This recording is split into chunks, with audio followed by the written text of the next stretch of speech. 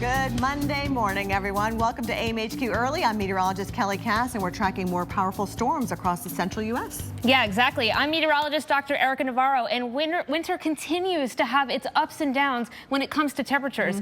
And some of these places are going to see temperatures 30 degrees above average again. But let's start with the severe threat, Kelly. Absolutely, because Weather whiplash is continuing along the Northeast. We're moving from temperatures and wind chills that were in the single digits and perhaps even below to, again, surging right back up to above normal temperatures. And so right now, take a look at the 24-hour temperature change across parts of the Northeast.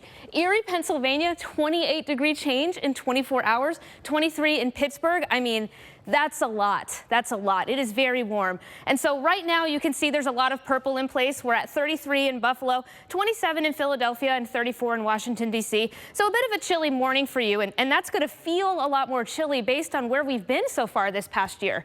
But moving throughout today, you can see that highs are going to be fairly mild across the Northeast again. 41 in Burlington, 43 in New York, 50 in Philadelphia. So again, not as warm today, but moving into the end of the week, you can see that again, this whole eastern half of the country is in the red and even in the pink. And that means that, again, we are going to be above average as we are normally this time of year in March. And so moving into tomorrow, temperatures are going to warm up a little bit. We're at 64 degrees in Philadelphia, so fairly warm, 57 in New York and 47 in Boston.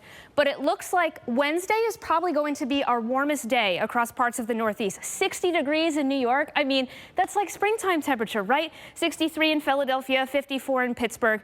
But then as this front moves through, we are probably going to cool down a little bit, getting back down to 34 degrees. New York, we're sitting right around 48. So Kelly, again, that roller coaster is just continuing as we move later on into the week. And so we'll take a look at this Detroit. So here we go. Here's Monday and Tuesday. You can see that we're well above average. Our average for this time of year is on 41. But check this out. Once this cold front starts rolling through, we are on the downswing, hitting possibly 33 degrees later on in this week. And so right now, this is your 24-hour temperature change, so how far we've gone in just one day.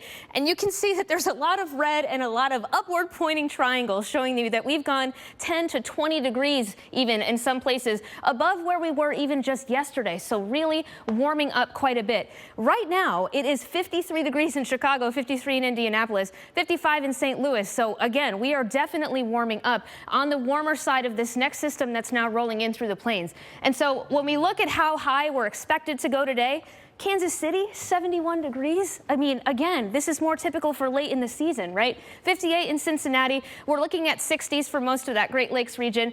And the reason for this is this jet stream dip that is now draped across the country. And so later on this week, you can see that on the right side of this jet stream, there's a lot of warm air coming. But Kelly, there's that cold air trying to sneak down from Canada. So it looks like we could be getting back down into...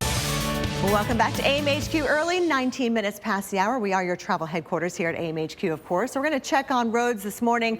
So far, so good, but we do think that this area around Kansas City is going to light up with storms later on today. Yeah, exactly. And already a very gusty day, as you just mentioned, winds gusting around 30. We're looking at 55 degrees right now in Memphis, so fairly warm. Kansas City, here we go.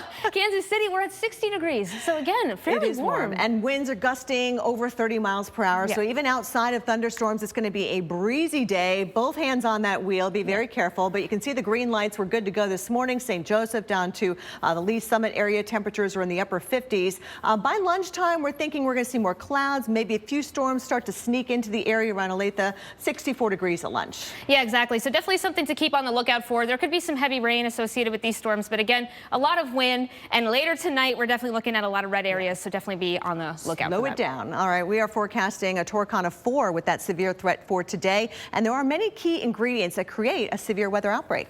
And meteorologist Mike Bettis explains how one element can mean the difference between a benign rainstorm and destruction. Good Monday morning, everyone. Half past the hour. It's a better Monday morning for me because I'm joined by Dr. Erika Navarro. Thank you so much, Kelly. So awesome to be on with you. Topping our weather headlines for today, we've got strong to severe storms heading back into the central U.S. Yeah, and this was an area hard hit just a few days ago, so we've got a close eye on places like St.